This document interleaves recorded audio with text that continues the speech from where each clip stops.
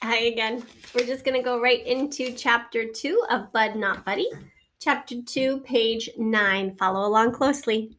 There comes a time when you're losing a fight that it just doesn't make sense to keep on fighting. It's not that you're being a quitter, it's just that you've got the sense to know when enough is enough. I was having this thought because Todd Amos was hitting me so hard and fast that I knew that the blood squirting out of my nose was only the beginning of a whole long list of bad things that were about to happen to me. Todd's next punch crashed into the side of my ear and top of page 10. I fell on the floor and pulled my knees up to my chest and crossed my arms in front of my head like a turtle in a shell. I started scooching toward the bed, hoping I could get under it. Todd started kicking me, but his slippers couldn't hurt me near as much as his fists had.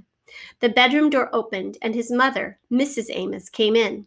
It seemed like she was having a hard time figuring out what was going on because Todd's right leg got tired from kicking me, and he switched over to his left one while she watched.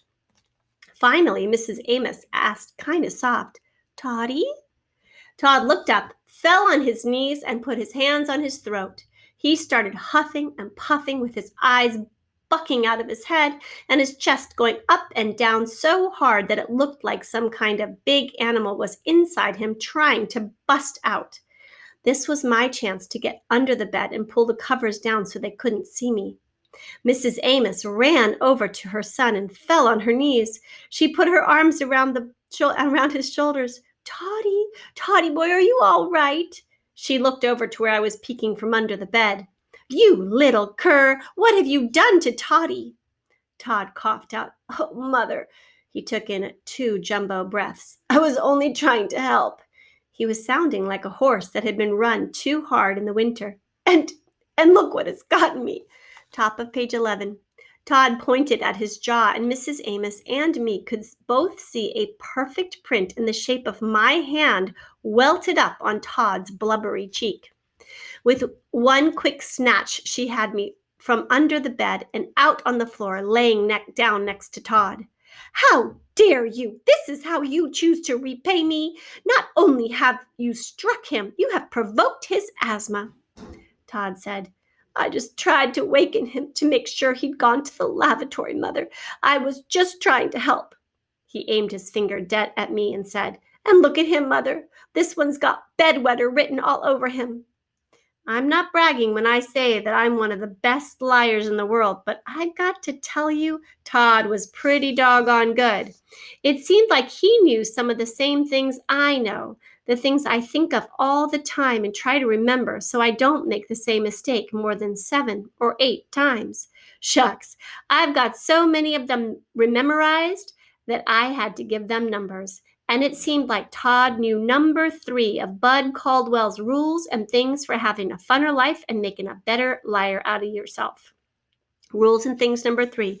If you've got to tell a lie, make sure it's simple and easy to remember. Top of page 12. Todd had done that. But this wasn't really a good test because Mrs. Amos had her ears set to believe anything Todd said. In her eyes, Todd's mouth was a prayer book. But I can't blame Todd for lying like that. Having someone who likes you so much that they think everything you say is the truth has got to be a liar's paradise. That might feel so good it could make you want to quit lying. But maybe not, because Todd hadn't quit lying since the second I came to his house. What had really happened was that I woke up from a good sleep because it felt like a steam locomotive had jumped the tracks and chugged its way straight into my nose. When I'd jerked up in bed and opened my eyes, Todd was standing next to me with a yellow pencil in his hand. He was looking at it like it was a thermometer and said, "Wow, you got all the way up to R." He turned the pencil toward me. Crunched up against the headboard, I saw Ticonderoga printed on the yellow wood. The whole room seemed like smelled like the rubber from the eraser, and I was winking and blinking my left eye because it felt like something had poked the back of my eyeball. Todd laughed. "I've never gotten it as deep as N on any of you other little street urchins. I just might enjoy your stay here." Who knows what other things you could be number one in, buddy? Top of page 13. I'd already told him twice that my name was Bud, not Buddy.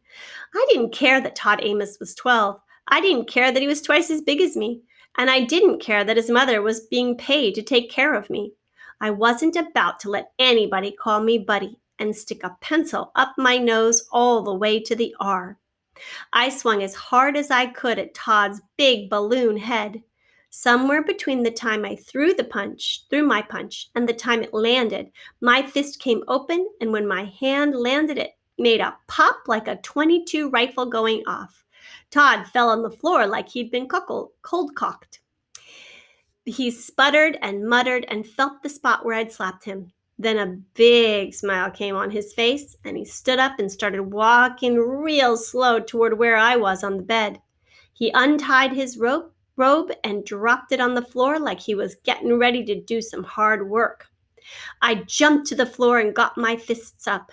Todd might have been a lot bigger than me, but he'd better be ready. This wasn't going to be a bird's nest sitting on the ground for him. He could kiss my wrist if he thought I was going to let him whip me up without a good fight.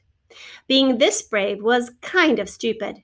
Even though Todd was a puffy, rich old mama's boy who wore a robe and slippers, he could hit like a mule, and it wasn't too long before I decided enough was enough. But the story that Mrs. Amos was hearing from her, top of page 14, lying son, was only that Todd had tried to wake me up so I could go to the bathroom. Mrs. Amos hated bedwetters more than anything in the world, and my bed had a sticky, hot, smelly rubber baby sheet on it.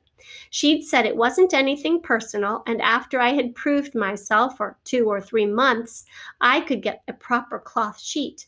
But until then, she had to protect her mattress. She pulled Todd to his feet and led him to the door. She looked over at me. You are a beastly little brute, and I will not tolerate even one night with you under my roof. Who knows what you would be capable of while we slept? The door shut behind them, and I heard a key jiggle in the lock. I plugged the right side of my nose and tried real hard to blow the smell of rubber out of the left side. The key jiggled in the lock again. This time, when the door opened, Mr. Amos was standing with Mrs. Amos. He was carrying my suitcase. Uh-oh, they'd looked inside. I could tell because the twine that held it together was tied in a kind of knot that I didn't know. This was wrong. They'd promised they'd keep it safe and not look in it. They'd laughed at me when I made them promise, but they did promise. Boy, Mrs. Amos said, I am not the least bit surprised at your show of ingratitude. Lord knows I have, top of page 15, been stung by my own people before, but take a good look at me because I am one person who is totally fed up with you and your ilk. I do not have time to put up with the foolishness of those members of our race who do not want to be uplifted. In the morning, I'll be getting in touch with the home, and much as a bad penny, you shall be returning to them.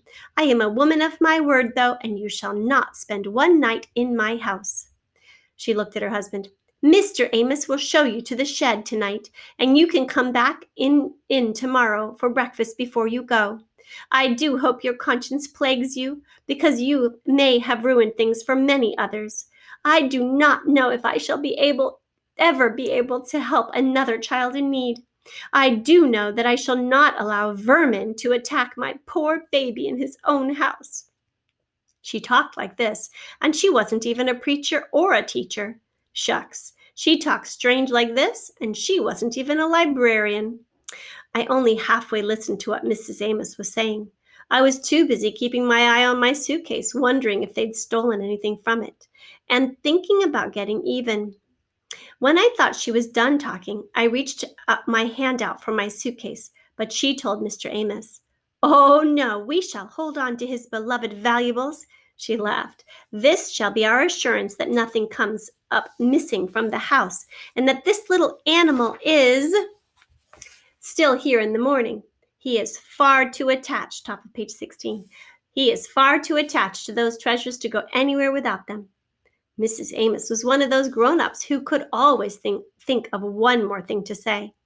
And that is not all. Before you retire to the shed, you shall go to Todd and apologize, or I shall be forced to give you the strapping of your life. I'd been so worried about my suitcase that I didn't even notice the thick black razor strap hanging out of Mrs. Amos's hand. She didn't have to worry. I'd apologize. One beating from these Amoses was enough for me. She grabbed my arm. Mr. Amos walked out of the room with my suitcase, and Mrs. Amos pulled me down the hall to Todd's room. We stood outside the door listening to Todd groan. When Mr. Amos came back, my suitcase was gone. He'd been so quick that I knew my bag couldn't be too far away. She tapped on Todd's door and said, "Toddy, may we come in?" Todd's groans got a lot louder. Finally, he said, "Yes, Mother," choke, cough, "come in." We opened the door, and as soon as he saw me, Todd got a real terrified look on his face. He scooched up to the headboard and wrapped his arms around his head. Mr. Amos gave me a shake and said, "Well?" I put my head down and started shooting apologies, top of 17, out like John Dillinger shoots out bullets. I aimed at Todd first. "I know it was wrong of me to hit you. I know you were only trying to help, and I'm very sorry for what I did." I looked at Mr. Amos. "And, sir, I'm sorry that I got you out of your sleep." He rolled his eyes like that was enough for him. Mrs. Amos was going to be the hardest because just like her ears were set to believe everything that came out of Todd's lips, they were set to believe nothing not to believe anything I said. And if I didn't lie good enough, she was going to use that strap on me. These Amoses might look like a bunch of cream puffs, but if she was anything like Todd, I'd bet she could pack a real wallop. And Mrs. Amos, I'm so grateful for all of your help, and I'm really, really sorry. I looked up and could see she needed more. "If you give me another chance, I promise I'll do a whole lot better. Please don't call the home. Please don't send me back."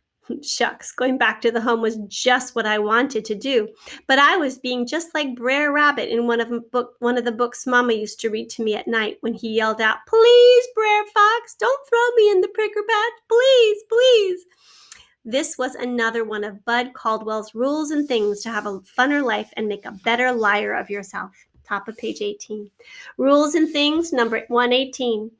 You have to give adults something that they think they can use to hurt you by taking it away.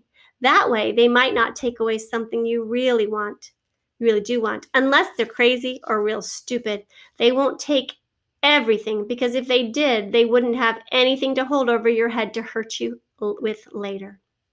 I stopped talking and gave Mrs. Amos a chance to jump right in. She held her hand up in my face and said, "Enough. Mr. Amos, give him the blanket and pillow off the bed he was in and put him in the shed." Todd said, "Yeah, buddy, keep a sharp eye out for the vampire bats in the shed." It was like a miracle. Todd's asthma was gone, and he turned into a real chatterbox. "Oh, and watch out for those spiders and centipedes, buddy. The last kid who got put in there got stung so bad he was swole up as big as a whale when we got him out in the morning." I guess I didn't look scared enough, because Todd kept going. "The kid before that hasn't been found to this day, and all that's left is that big puddle of his blood on the floor. Isn't that right, Mother?" Mrs. Amos said, "Now, Toddy, hush up. You'll just tire yourself out more." Top of page 19. I noticed that she never denied the things Todd had said about the vampires and centipedes and spiders and puddles of blood. As I followed Mr. Amos, I kept a sharp eye out for my suitcase. When we got to the kitchen, the first thing I saw was that there was a double-barreled shotgun leaning against the side of the icebox. I didn't have time to wonder why they'd be so scared they keep a big gun like that out in the open, because I spotted my suitcase slid way under the kitchen table. I didn't let Mr. Amos know I'd seen it, but it did make me a lot calmer. We went out of the back of the kitchen door and down the steps into the dark. We walked around to the back of the shed, and he put a key in the padlock. A chain rattled, the door came off, and creaked open. Even though it was nighttime, there's a whole different, scarier kind of dark in that shed. Colder dark with more grays and more shadows. An old smell leaked out, and it seemed like it was a perfect smell that all this gray would have. Mr. Amos nudged me, and I took a baby step into the shed. He could kiss my wrist if he thought I was going to beg him and say things like, I'll do anything, folks, if you folks ask, if you don't lock me up in this here alone, all alone. I squeezed my tongue between my teeth to hold it still because I knew a lot of times your brain might want to be brave, but your mouth, top of page 20, might let some real chicken-sounding stuff fall out of it. I stood a little bit inside and looked around. Right under the window was a pile of stacked wood. There were a bunch of dusty spider webs in front of the little window, and someone had pasted old yellow newspapers over the glass so the kids who got locked in here couldn't peek out. Mr. Amos handed me the blanket and pillow and gave me another nudge. I took 2 more baby steps in. I looked down at the floor. If I was like a normal kid, I would have busted out crying, but I just stood there breathing hard. It was a good thing I'd bit my tongue, because I came real close to saying those stupid begging words to Mr. Amos. Right in the middle of the floor, there was a big black stain in the dirt. They really were going to make me sleep in a shed with a patch of blood from that kid who had disappeared out here a couple weeks ago. The floor went completely black when Mr. Amos pulled the door shut. I couldn't see it now, but I memorized the exact shape the stain was in. The padlock snapped shut with the loudest click I'd ever heard.